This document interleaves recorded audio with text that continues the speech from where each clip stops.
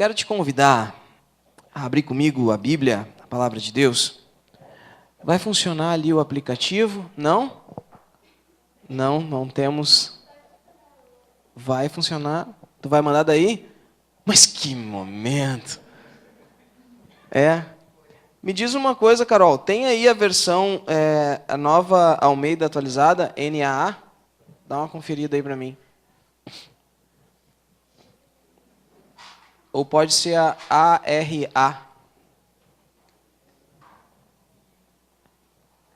Tem?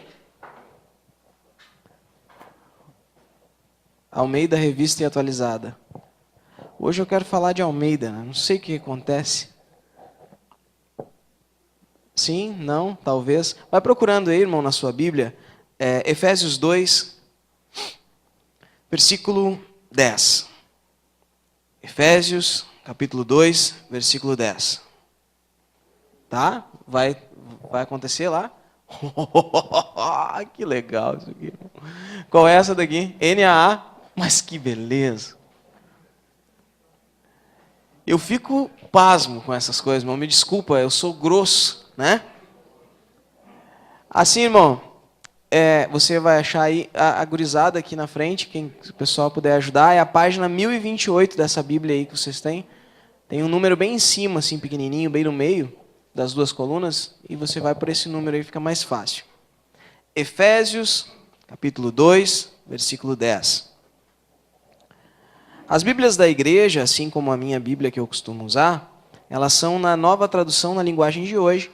Foi uma linguagem que nós, desde o início da igreja, decidimos que seria mais acessível para todos nós, né? E eu estou enrolando até você achar. Achou? Amém? Não desmarca, porque nós vamos dar uma viajada nesse texto aí. Agora que está marcadinho aí, você olha para o telão comigo. Não desmarca, que nós vamos ler nessa daí também, tá bom? Olha para o telão comigo. O texto diz o seguinte, Efésios 2, versículo 10. Pois somos feitura dele, criados em Cristo Jesus para boas obras, as quais Deus, de antemão, preparou para que andássemos nelas. De novo. Pois somos feitura dele, criados em Cristo Jesus para boas obras, as quais Deus, de antemão, preparou para que andássemos nelas. Amém? Não desmarca, fica com o dedinho dentro da Bíblia aí. Irmãos, de tempo em tempo convém que nós estejamos cientes das bases das quais nós nos estabelecemos como igreja.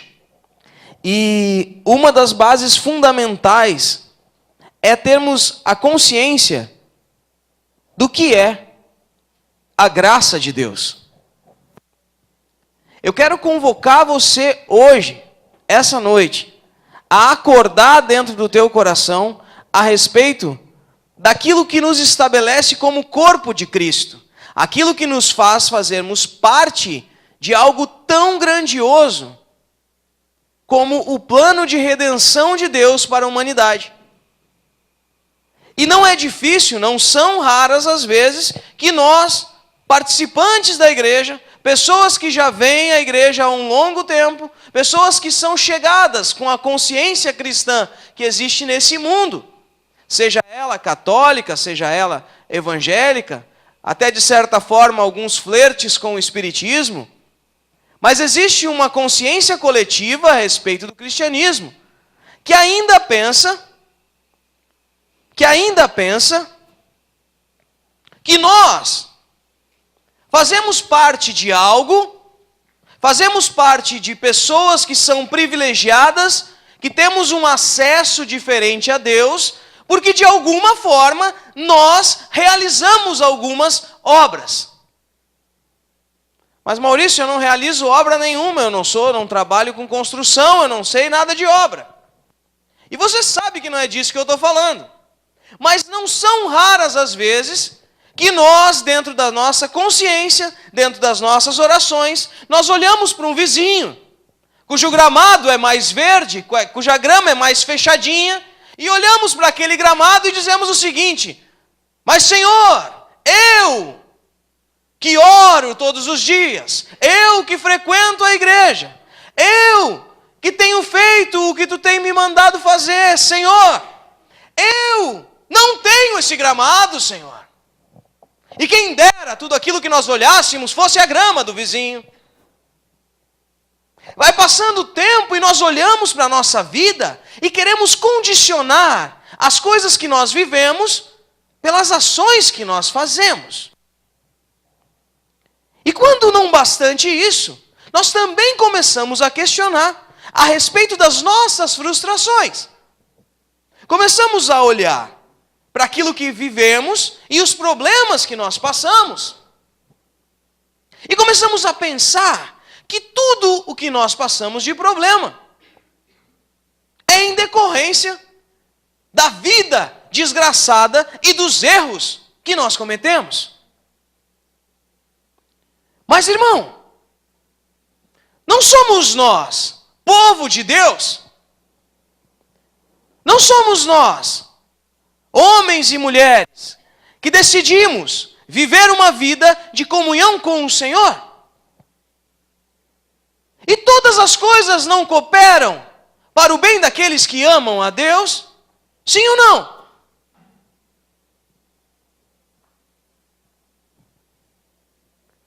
Então, irmão, por que ainda, quando as coisas estão dando errado, nós queremos achar culpados? E quase sempre nós achamos culpados. Eu assisti uma pregação ótima esses tempos, né? E houve uma citação nessa pregação. E eu achei demais essa citação. É uma citação do teólogo norte-americano Homer Simpson. Você conhece? E esse teólogo norte-americano Homer Simpson, ele disse o seguinte: a culpa é minha, eu boto ela em quem eu quiser. Não é demais isso? E a gente fica virando e mexendo e procurando culpados para a realidade da qual nós estamos vivendo. Só que nós precisamos entender. Você está sentado numa cadeira hoje aí, não está, irmão?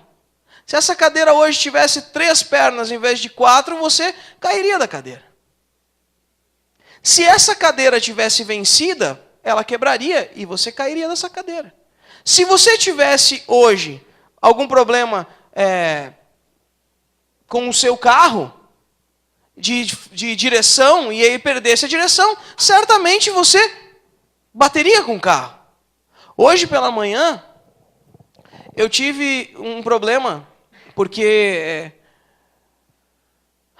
como é que eu vou falar isso, irmão? Eu não suporto a gincana, me perdoe você que é gincaneiro. E a coisa que me perturba é a gincana. Se existiu alguma oração de maldição na minha vida até hoje, foi para que a gincana acabasse.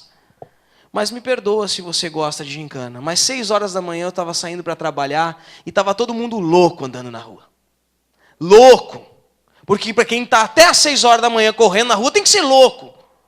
E não era assim, correndo. Não!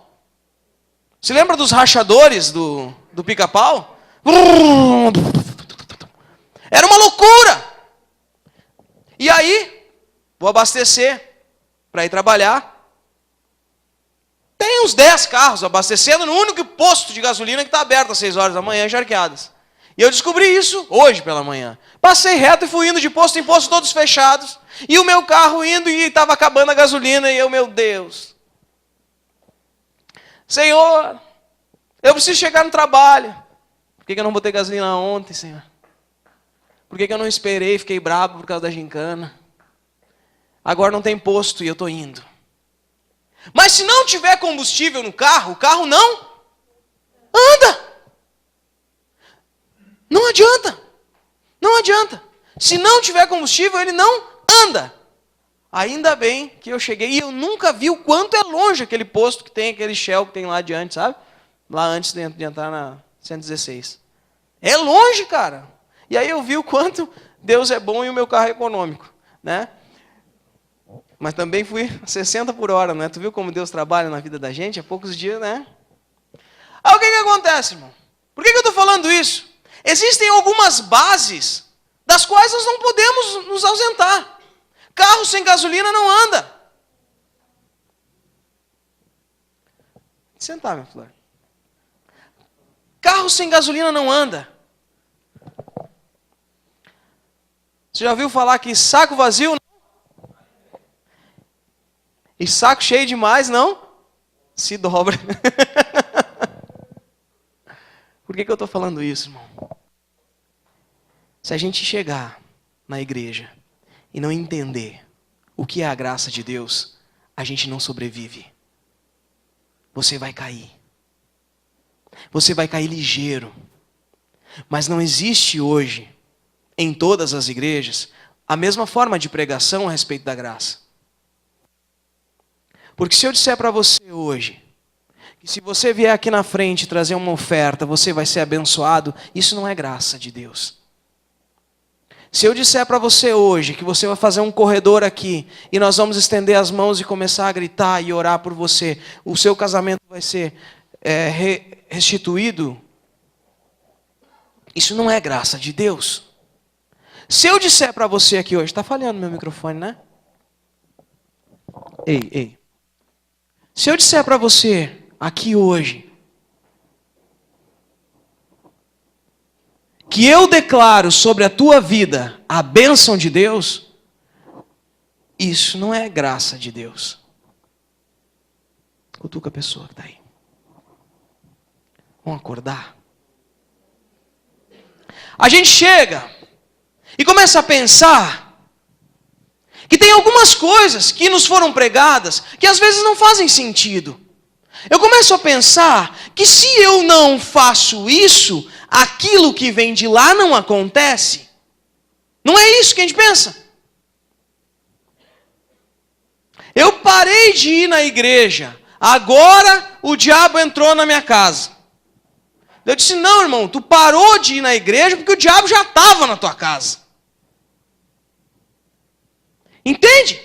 Às vezes a gente pensa que as coisas acontecem por consequência nossa. Mas não. As coisas acontecem porque estão na mão de Deus. E se estão na mão de Deus, Ele sabe muito bem o que vai fazer com elas. E Ele sabe que se tu não bater com o minguinho do pé, tu não vai pensar que esqueceu de orar. Não aconteceu com você isso já, meu irmão? Eu esqueci de botar gasolina e passei trabalho. Por quê? Todas as vezes. Não! Quando a gente olha para o texto, que diz o seguinte: pois somos feituras dele, criados em Cristo para as boas obras, as quais Deus de antemão preparou para que andássemos nela. Isso parece uma coisa bem louca e bem difícil de compreender.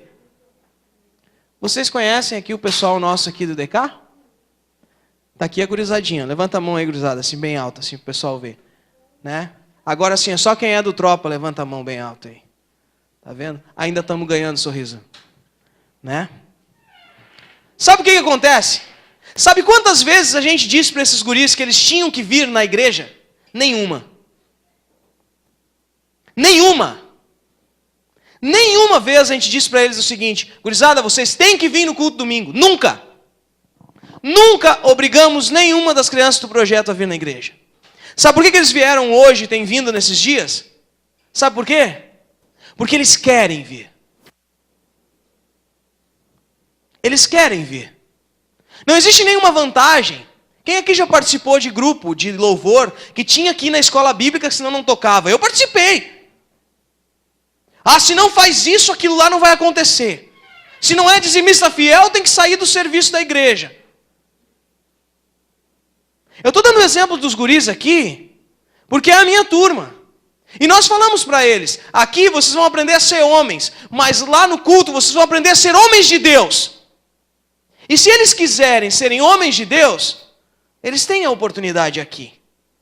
E eles disseram, queremos ir. E não só eles têm vindo, como têm convidado os seus pais. E cada dia mais os pais têm participado. E sabe como é que é o nome disso? Sabe como é que é o nome disso, Wesley? Obra. Boa obra. Uma vez um jovem rico chegou para Jesus e disse: meu bom mestre. E Jesus disse: não, bom é só um, por que me chamas de bom? Porque tudo aquilo que é bom vem de Deus. E se essa obra é boa, essa obra é de Deus. E se essa obra está acontecendo na vida das crianças, é porque ela também deveria ou está acontecendo na tua vida. Só que eu não sei em que momento, em que estágio. E de que forma isso está acontecendo, irmão. Porque o que acontece? Nós pensamos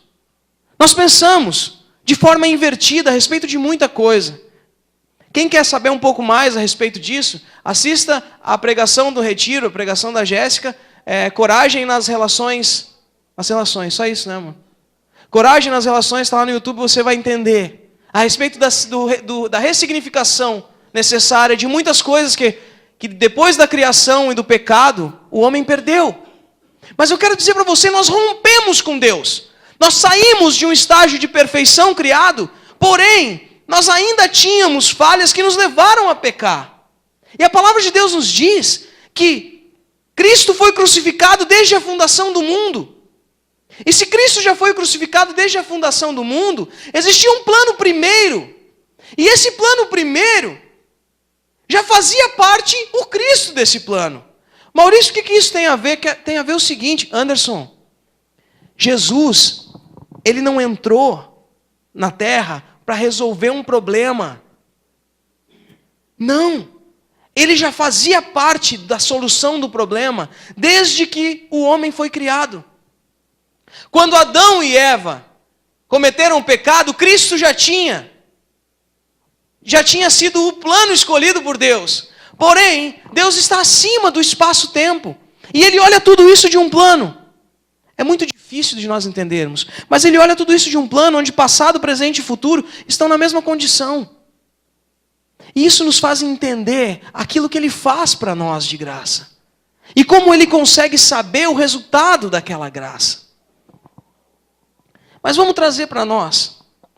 Me diz uma coisa, cadê a D? Cadê o Nico? Não veio? O Nico hoje está trabalhando. Ah, ele está lá atrás arrumando a torneira. Está trabalhando, então. A D, se eu não me engano, a D e o Nico foram os primeiros a terem filhos aqui na igreja. Né? Do pessoal daqui da nossa igreja. E eu me lembro, como se fosse hoje, cara, que eu não sei qual foi o rolo que deu, que a gente fez um chá de bebê meio que em cima, ela estava desse tamanho, Jesus amado. Não, era um negócio, aqui nesse lugar aqui, ó. Claro que, né, um pouquinho mais novo, sem cupim ainda, né? E ela sentada com aquele monte de gente em volta, né, a barriga toda pintada, e agora o Dom está aí, né, nos ensinando às vezes. Né? Por que eu estou falando isso? Porque quando o Dom foi planejado, na cabeça ainda do Anthony e na cabeça da Denise, eles já sabiam o que eles fariam se o Dom desobedecesse. Eles já sabiam como eles iriam lidar com as coisas se as coisas não acontecessem como eles queriam que acontecesse. Eu não sei se você é alguém assim, mas eu que ainda não tenho filhos, eu ouço todos os dias, mas quando tu tiver filho tu vai ver que é diferente. Tudo bem, mas eu mesmo sem ter filhos, eu sei que meus filhos vão me desobedecer, ou não? Quem aqui tem um filho que não desobedeceu? Quem aqui foi filho e não desobedeceu? Quem aqui não mentiu para os pais? Cara, vai mentir agora então? Pergunto. Se nós, que somos nós, sabemos o que os nossos filhos vão fazer, quem dirá Deus que nos criou?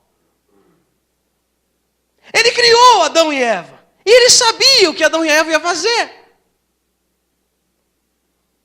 Está dando um bug aí. Está dando um bug. Como é que eu não sabia o que ia fazer? Como assim? Então Deus criou eles para errar? Não! Deus criou eles dentro de um plano cuja redenção ainda era Cristo. O plano inicial e único de Deus foi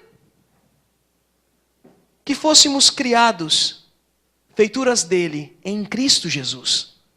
Toda a lei e o Antigo Testamento, aqueles que gostam, eu estava conversando com o Lucas esses dias, ele disse, eu gosto do Antigo Testamento.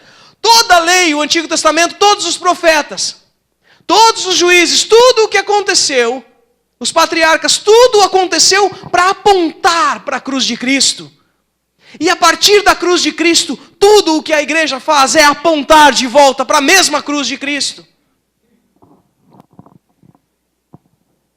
Lê comigo esse texto.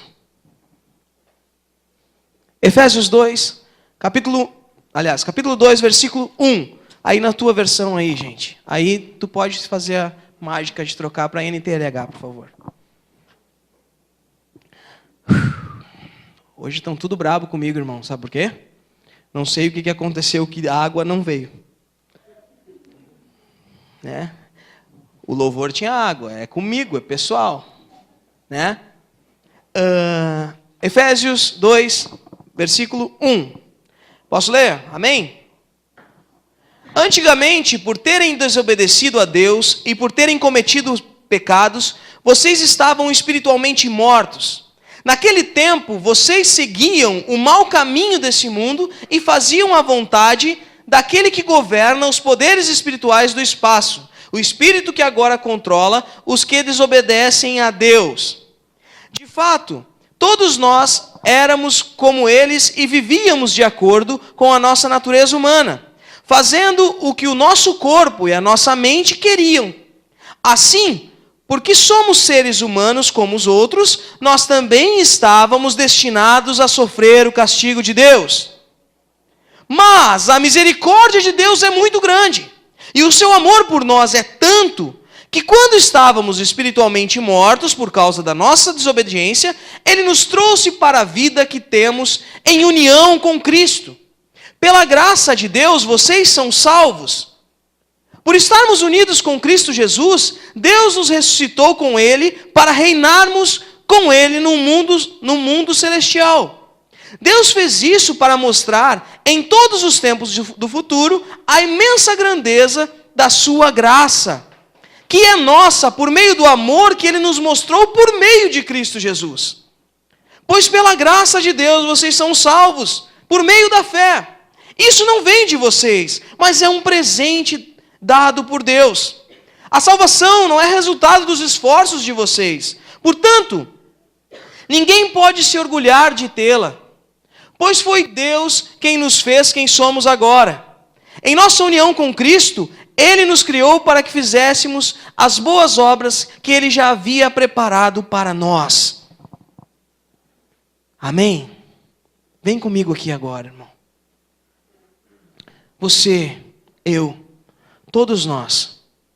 Quando Jesus chega aqui na terra, e esse é o contexto da realidade histórica. Quando Jesus chega aqui na terra, Ele encontra aqueles que foram destinados a apresentar um Deus, a apresentar um processo de morte e sacrifício pelo pecado, a apresentarmos uma lei que nos expõe como pecadores. Ele encontra esse povo que deveria estar esperando a sua vinda, para dizer, esse é aquele que deveria vir, esse é o sacrifício que será por nós, esse é o Messias que Deus enviou. Ele encontra esses, soberbos em si mesmos, pensando que por conta de serem o povo escolhido, eram melhores do que os outros. Pasmem, vocês vão se surpreender com isso que eu vou falar agora, irmão. Você acredita que dentro do judaísmo, dentro da lei de Moisés, dentro do povo dos sacerdotes, dentro do povo do templo, existiam facções e divisões teológicas? Você sabia que existiam divisões entre políticas? Homens e mulheres que defendiam posições diferentes e que se dividiam entre eles. E se dividiam não porque queriam chegar na verdade, porque queriam deter o poder. Convido você hoje a olhar para o panorama das igrejas. Homens e mulheres que se criticam uns aos outros, querendo um derrubar o outro para que cada vez mais a sua congregação, a sua construção de fé seja a mais poderosa e domine sobre as outras. Jesus encontra uma realidade muito semelhante com a que a gente vive desde os seus dias. E nada mudou. Ele chega lá e apresenta para eles uma realidade. Você está vendo o quanto esse irmão que está aí na tua volta é diferente de você, irmão? Tem uns que são mais baixinhos, uns que são mais cabeludos, uns que são mais careca, uns que são mais morenos, outros são mais claros. Não tem? Tem ninguém igual aqui um ao outro. Esses dois rapazes aqui, o Chico e o Léo, são quase igual, mas se tu olhar os dois perto um do outro, vocês veem que eles têm uma diferença. Não importa. Todos nós somos diferentes, ou não? Você não tem as suas individualidades? Tem? Estava conversando com o Rô essa semana, o Rodrigo ali, o rapaz mais bonito de camisa rosa que nós temos aqui hoje. E nós conversando sobre o quanto os dias podem ser cruéis conosco, né? E eu quero te dizer, meu irmão, assim, com certeza no meu coração, o teu problema e a tua dificuldade, só tu sabe o tamanho que ela tem. Só tu sabe o tamanho que ela tem. Não importa que tu esteja com, sei lá, cara, com uma unha encravada no pé, mas é o teu problema. Agora, se o outro, sei lá, a mãe do cara morreu e tu tá com a unha encravada no pé, claro que para ele, diante dos outros, parece um problema. Mas eu não sei, cara, daqui a pouco aquela mãe tá 50 anos já numa cama e tu tá com uma dor infernal dentro desse dedão do pé. Para ti, esse dedão é importante e é o teu dedão. E ninguém tem nada com o teu dedão. Porque é tu que tem um dedão no pé com a unha infeccionada. E eu não estou falando do dedão, não. Eu estou falando do teu filho, que tem o problema dele. Eu estou falando do teu marido. Eu estou falando da tua esposa. Eu estou falando da tua mãe. Que não importa o que aconteceu, é a tua história e o teu problema. E cada um tem o seu problema. E via de regra, a gente pensa que o nosso problema é maior do que o dos outros. E quando alguém conta um problema para ti, tu já vem procurando dentro da tua cartucheira de problemas um problema mais poderoso para dar no meio daquela pessoa. Para ficar competindo desgraça. Não é? Meu Deus do céu, lá no serviço é uma encrenca.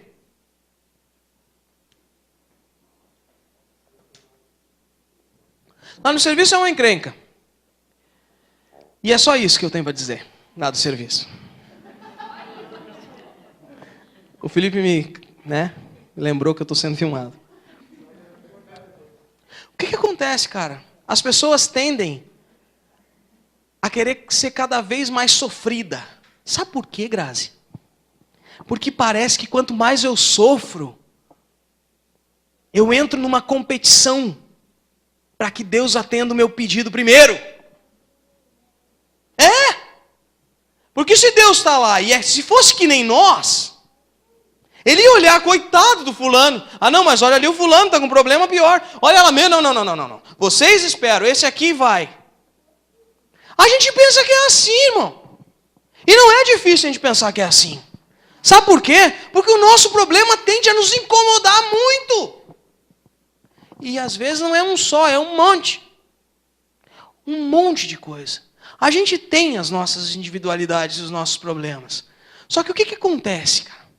Chega dentro desse mundo onde todo mundo procura ser pior ou ser melhor. Porque o que acontece? Ou tu tá de um lado, onde é ó vida, ó desgraça. Ou tu tá do outro, ó uns são, ó outros não são. Ó nós somos e eles não. E todo mundo competindo. E aí o cara que é bem sucedido no casamento, ele tem uma vida financeira ruim. E contrapartida, aquele que tem uma vida financeira boa, o casamento é um inferno. E a vida vai sendo assim, cada um com a sua desgraça. Aquele ali casou e se dá muito bem com a esposa, mas o filho começou a fumar maconha. Ah, aquele lá que se pega, se quebra, mas pelo menos o filho é crente. E assim nós vamos indo, cada um com a sua desgraça. Não é assim. E o que acontece? Chega Jesus e diz para todo mundo, vamos emparelhar isso daí. Não tem um só que seja bom. E como o Lipe falou na pregação ontem, bem lembrado, aos pés da cruz, o terreno é plano. É plano. Não tem altar. Não tem... Olha que bacana. Ô Maurício, ousado. Não tem banquinho. Oh. Chega. Não tem ninguém mais alto do que ninguém. Não é pelo fato daquele ali orar, jejuar, que quando ele pede, Deus faz. Porque Deus só faz, sabe o que, meu irmão? O que Ele quer fazer. E se Ele quer fazer, não importa quantas vezes tu ore. Não importa quanto tu jejue. Se tu está orando e jejuando para melhorar o teu salário, irmão. Se tu está orando e jejuando para aquela mulher que tu gosta largar o marido, acontece. Se tu está orando e jejuando para o cara que é líder do louvor sair para tu ficar no lugar dele. Tem umas coisas tristes que acontecem nas igrejas, coisa mais feia. Eu já orei muito para um pastor ir embora uma vez. Dei sorte que era a vontade de Deus também, mas demorou que foi uma valer. Mas, meu Deus do céu, que demorou. O Gui tá vermelho. Tu orava também, né? Eu sei. O que acontece, irmão? A gente fica olhando e comparando, e vem Jesus e diz para um monte de gente que se achava melhor que os outros, que está todo mundo igual. E a carta de Efésios revela um grande segredo que Deus resolveu anunciar para o seu povo. É chegado o tempo de trazer de volta todas as pessoas para dentro dele mesmo. Unir perfeitamente todas as coisas nele. A carta de Efésios, no capítulo 1, fala a respeito disso. E fala que Cristo completa a igreja, e a igreja é completa em Cristo. E Cristo não consegue ser completo sem a igreja. Olha o que é isso, irmão. Olha o que é isso. É eu dizer para você que a cabeça não anda sem o corpo. Entende? Ou seja, Cristo não anda sem a igreja. Deus resolveu dar à igreja um ministério da reconciliação. Deus resolveu entregar para nós a mensagem do Evangelho. Eu já falei isso esse tempo. Até falei no retiro. Imagina quanto ia ser mais fácil que se de geração em geração Cristo aparecesse na terra. Não ia ser mais fácil. Imagina, Jesus chegava aqui hoje, irmão.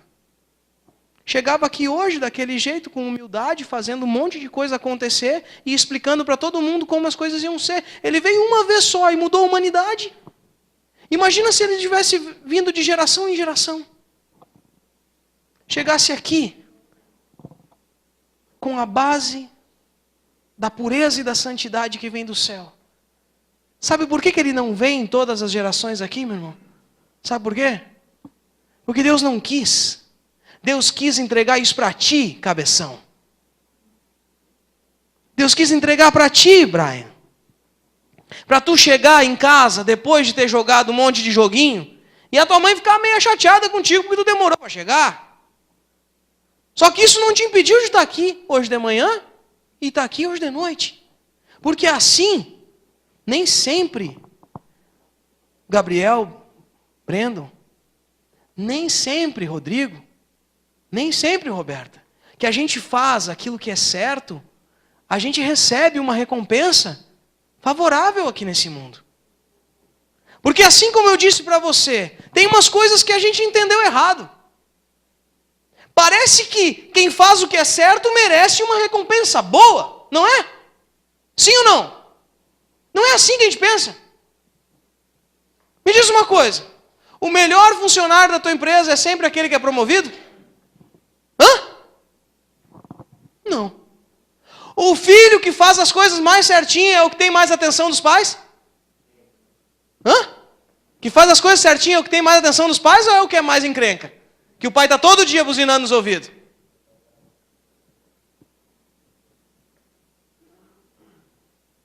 Se o teu marido fizesse tudo bem bonitinho, tu nem ia gostar dele, irmão.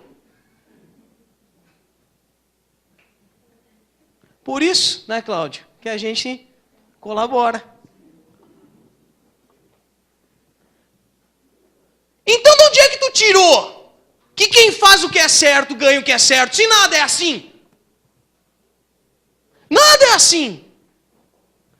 O cara mais estudioso da tua sala de aula não é o que está ganhando mais. Não é. Não é. Tchê. Eu não vou falar dos meus colegas. Deixa quieto. Os colegas que eu tenho que ganham mais hoje eram os mais loucos que tinha. Mas não é por causa que tem que ser louco. Não, é porque o mundo não roda conforme a nossa programação. Se a gente parar e olhar para Cristo, quem foi o único homem que veio aqui na terra e foi perfeito em todas as coisas, irmão? Quem? Jesus. E o que aconteceu com ele? Onde é que ele morreu? Numa? Quem é que morre na cruz? É quem faz tudo certinho? Diante de Deus foi o que aconteceu. Mas era para homicidas, assaltantes, saqueadores. Tinha um ladrão de cada lado de Jesus. E ele lá. Morto. Por que eu estou falando isso para você? E agora vamos entrar na parte final da mensagem. Bota aquele outro texto para nós lá, Carol. Quando eu pesquisei naquela outra versão, Deus me chamou a atenção para esse texto, porque ele diz o seguinte: nós somos feitura, ou palavra feia, feitura, né? Não é uma palavra estranha, mas geralmente as palavras estranhas são as melhores, cara. E sabe o que quer dizer essa palavra? Essa palavra, ela quer dizer, deixa eu achar aqui, eu escrevi um monte de coisa, não falei nada do que eu escrevi, mas não tem problema. Essa palavra quer dizer feito por suas mãos. Dentro da tradução mais fácil da gente encontrar. Era a forma com que se falava a respeito de artesãos. Sabe? Alguém que vai lá e prepara um vaso de barro. Alguém que faz com as suas mãos.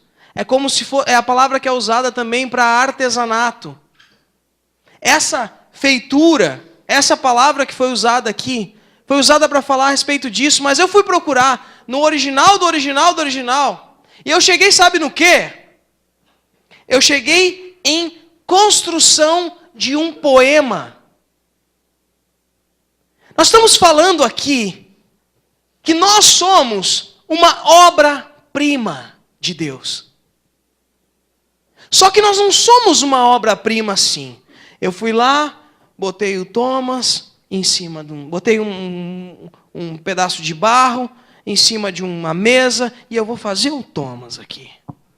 Eu não estou fazendo o Adail aqui. Eu não estou fazendo o Igor aqui. Não. Essa obra-prima, esse poema, essa construção de um artista, essa construção foi criada em Cristo Jesus. Irmão, agora é para maluco, mas você vai entender, porque sãozinho não tem nenhum aqui. Deus, quando fez o projeto, o plano de salvação em Cristo, Ele já colocou o Cristo como cabeça, mas você já fazia parte dessa obra-prima. Você já estava lá nele. Você não é uma pessoinha sozinha com seus probleminhas. Não, você está dentro da grande igreja de Cristo, com toda a demanda dos teus problemas, junto com toda a demanda dos problemas de todos os outros. E tu, dentro da tua demanda dos teus problemas, encosta em alguém que tem ali uma palavra que te traz a redenção para o teu problema, e amanhã tu vai dar para ele a solução do problema dele, e assim a igreja se cura. Porque nós somos parte de uma feitura perfeita em Cristo Jesus. Só que aí a gente olha e pensa, poxa, se Deus já me escolheu, eu sendo quem eu sou, e não é pelaquilo que eu faço, às vezes nos dá a pretensão de pensar que eu não preciso mais ir na igreja, que eu não preciso mais fazer nada. Eu era do diaconato e larguei tudo de mão, eu era do ministério de louvor, eu pregava e agora já não faço mais nada. E acho que, bom, já que é pela graça, então eu estou jóia, eu continuo vivendo a minha vida. Eu tenho a pretensão de pensar que eu não preciso conviver em comunhão.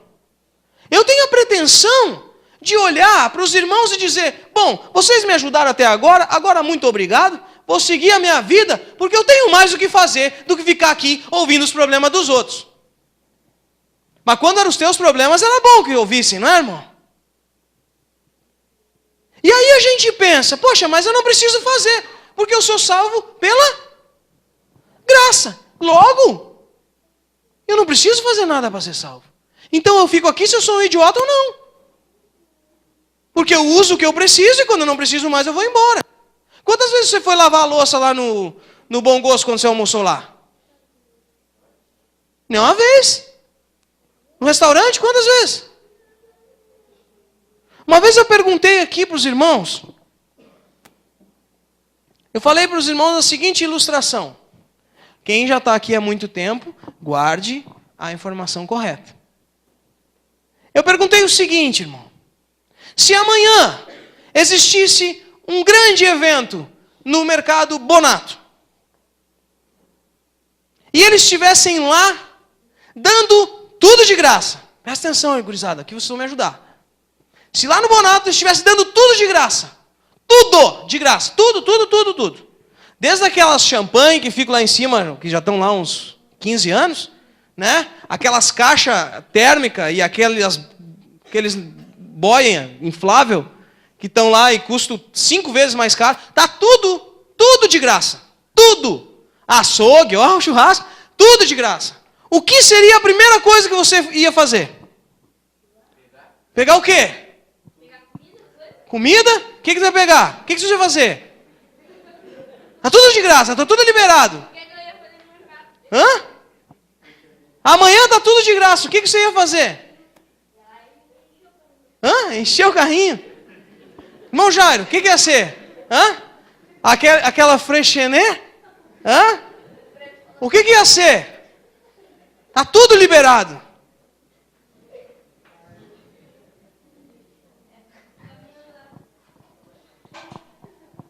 Quem aqui lembrou de agradecer o dono do mercado?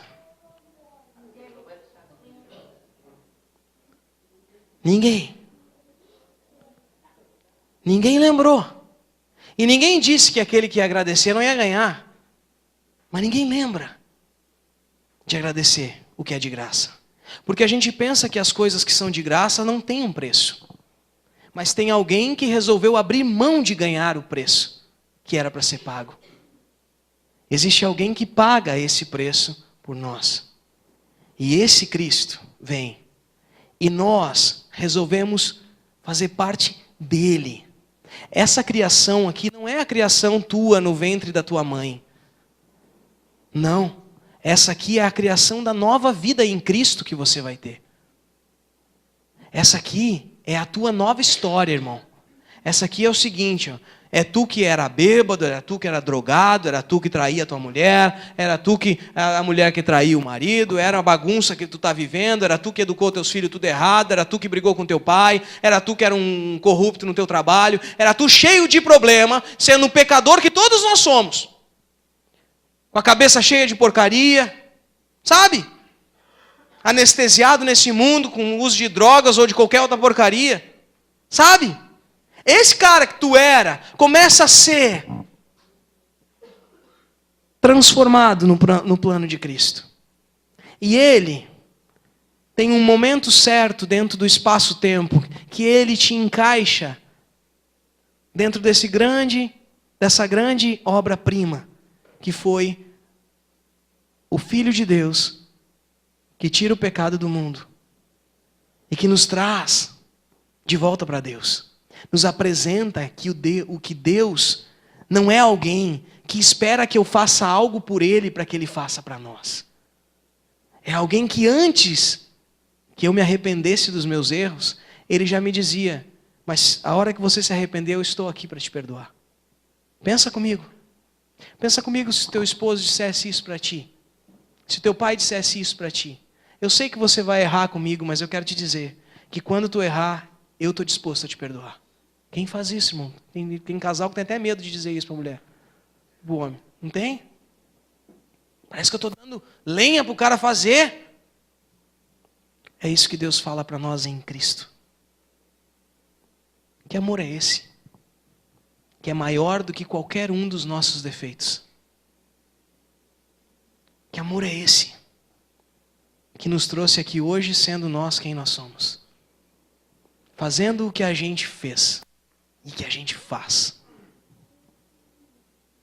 Você não é qualquer um, irmão.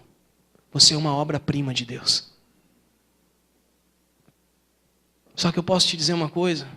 Você não é melhor do que esse aí que está do teu lado. E você não sabe se aquele maluco que está lá no parcão agora, enchendo a cara de cocaína, para passar a noite toda correndo de novo, sei lá, para comemorar, não sei qual é que é a desgraça que está vivendo agora. Se amanhã ele não vai estar aqui pregando e fazendo você entender algo que você não tinha entendido até hoje. Ninguém está num banquinho para chegar mais perto. Mas tem alguns que hoje ouviram. Talvez amanhã vão virar as costas. Mas hoje ouviram. E se ouviram, hoje foi o dia em que essa obra colocou mais um bonequinho nessa grande pintura. Nesse grande plano. Que faz parte de uma coisa só. Cutuca a pessoa aí que está do teu lado.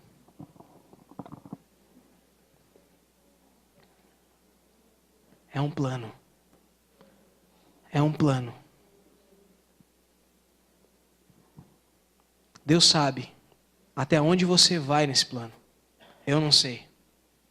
Eu quero te dizer que hoje eu acredito que eu faço parte dessa obra-prima.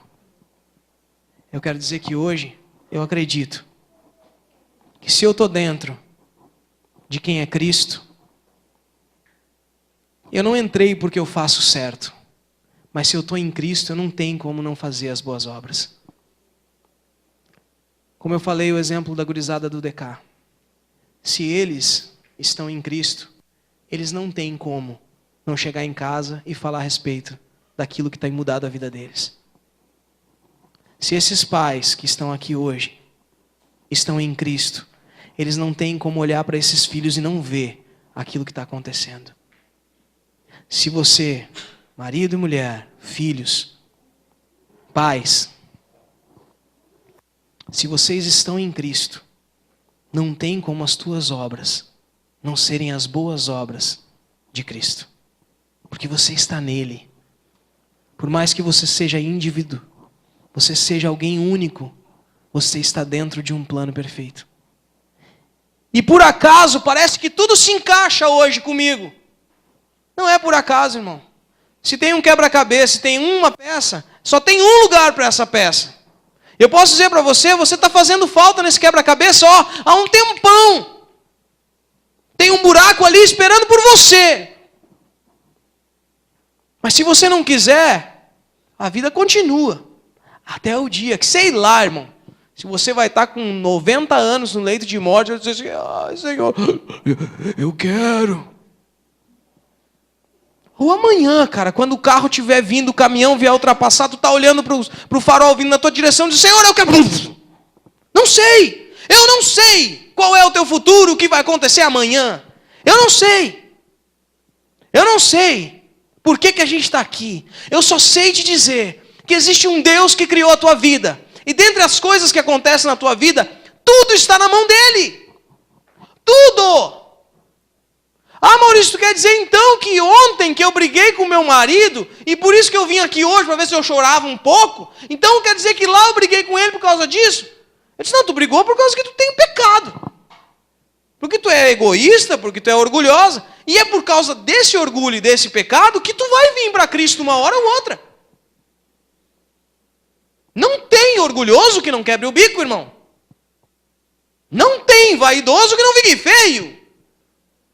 Por quê? Porque todos nós estamos sendo partes de uma obra-prima. E só entra nesse corpo aqueles que fazem o que é o corpo. Ah, Maurício, então tem que fazer antes? Não. Se você está no corpo, você já está fazendo, porque tu foi criado em Cristo para fazer. Você não está lá porque você fez. Você está lá e por isso você faz. Eu quero dizer para você que tem um monte de coisa errada na tua vida. Quem é que tem um monte de coisa errada na vida? Pô, tem uns que já vão morrer daqui a pouco.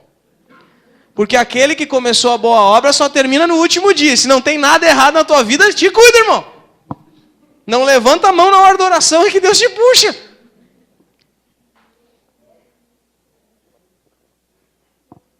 Nós temos um monte de coisa errada, irmão.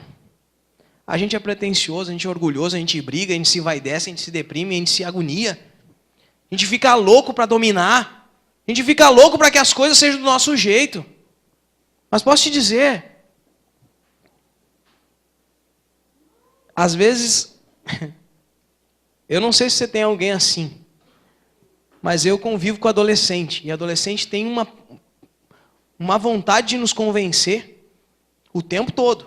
E são inúmeros os argumentos, e são incansáveis os argumentos. E eu digo para os meus queridos lá, tanto para os do DK quanto para os mais avançados lá, que não adianta o que eles vão falar para mim. O que é errado e o que é certo é certo. E eu não vou mudar. Ah, mas não, mamãe, que é minha mãe, que meu tio, que meu avô, que me disse que podia, que eles não podiam. Não, aqui não pode, o que não pode, pode o que pode e pronto. E eles ficam loucos com isso. É que nem tu pedindo o que tu pede para Deus. Enquanto tu for orgulhoso e cabeção, tu não vai levar nada, irmão. Não. Ai, Senhor, mas é que agora eu até participo do não sei o que eu participo. Não, ainda não. Ah, não, mas... Tem hora que Deus nem fala, né? Não é? Ele já encheu a paciência, né? Não é? Ai, Senhor, meu casamento. Senhor, meu não sei o que. Ai, minha faculdade. Ai, não sei o que. Não. Se era para estar, não era tu esperneando que ia levar. É na hora certa, porque o certo continua sendo certo. O certo continua sendo certo e ninguém muda o que é certo, irmão. Você entende isso? Lembra do porquê que a gente começou? Porque às vezes a gente chega aqui na igreja e pensa o seguinte, que porque eu faço isso, isso e aquilo, eu tenho que ganhar isso, isso e aquilo. Não. E eu estou passando por isso, por aquilo, por causa que eu fiz isso, isso, isso contra Deus e agora está me castigando. Disse, não. Mas se lembra do exemplo que a gente deu? Poxa, eu vou ter um filho. Eu sei o que ele precisa. Eu sei a forma de ensinar ele. Eu sei como dizer não para as coisas que eu tenho que dizer não. E se nós, que somos nós, a gente sabe dar coisas boas para os nossos filhos, quem dirá Deus? Ele não vai dar uma pedra em vez de pão. E não vai dar uma cobra ao invés de peixe. Ele vai dar no tempo certo o pão. E no tempo certo o peixe. Pedindo ou não. Pedindo ou não. Porque às vezes a gente pede pedra. Às vezes a gente acha que merecia peixe e está comendo pedra. Mas que na verdade aquilo que a gente pensava que era peixe era pedra. Irmão, essa caminhada de fé é muito mais uma caminhada, já falei isso várias vezes, eu acho que é importante. É muito mais uma caminhada de sujeição e de humildade do que de disciplina. Você não tem que decorar um monte de versículo, não tem que ter uma disciplina de oração. Então é legal, funciona. Funciona para ser um baita de um religioso. Mas é uma caminhada de sujeição, é dizer, Senhor, ai de mim, Senhor, porque ainda penso que sou melhor que os outros, Senhor. Ai de mim, Senhor, porque ainda penso que a minha vida é uma desgraça. Ainda penso, um monte de coisa que eu penso. Mas tudo que eu penso está baseado em uma estrutura que não é a do céu. Na hora que eu venho e faço parte de Cristo, eu sou criado novamente para as boas obras. E essas boas obras me levam a ser alguém que eu nunca poderia imaginar que eu me tornaria. Eu não sei se você conhece alguém que se converteu e que mudou da água para o vinho. Eu conheço, irmão. E tem um monte dessas pessoas aqui hoje. E que só Deus sabe, e ela, tudo o que tiveram que passar dentro desse corpo. Não para entrar nesse corpo, mas porque entraram nesse corpo. Porque fazem parte de Cristo, tiveram que dobrar. Tiveram que se humilhar. Tiveram que viver as boas obras. Porque não existiria outra forma de viver. Porque agora já não são eles mais que vivem, mas Cristo que vive em cada um deles. Essa é a igreja. Esse é o evangelho. Essa é a lei, esses são os profetas. Em alguma igrejinha por aí, é esse o evangelho que é pregado. Uma igrejinha pequenininha, que nem a nossa, a gente tenta fazer o que a gente acredita. Se você quiser fazer parte desse corpo, irmão, negue-se a si mesmo, se sujeite e venha. De graça o Senhor te chama hoje. Você atende ou não? Não sei. Amanhã nós vamos estar de novo. Domingo que vem estaremos aqui. Quanto tempo você vai levar para viver as boas obras que Deus preparou desde a fundação do mundo para todos nós? Eu não sei quanto tempo tu vai levar. Não há lugar para egoísmo, para pretensioso, para vaidoso. Não há. Mas ninguém entra sem ser isso aí tudo. Mas a gente não sai mais. E no último dia, o Senhor vai dizer: vem, filho, agora acabou. Morrer é lucro para aqueles que vivem o Cristo. Amém? Quero te convidar hoje para fazermos uma oração especial. E essa oração é uma oração de sujeição a Deus. É uma oração para dizer: Senhor, por que pensei tanta bobagem, Senhor? Eu quero te dizer que eu já nem sei mais quem sou. Mas eu queria muito fazer parte desse corpo. E se você quiser fazer junto comigo essa oração, fica de pé no teu lugar, vamos orar.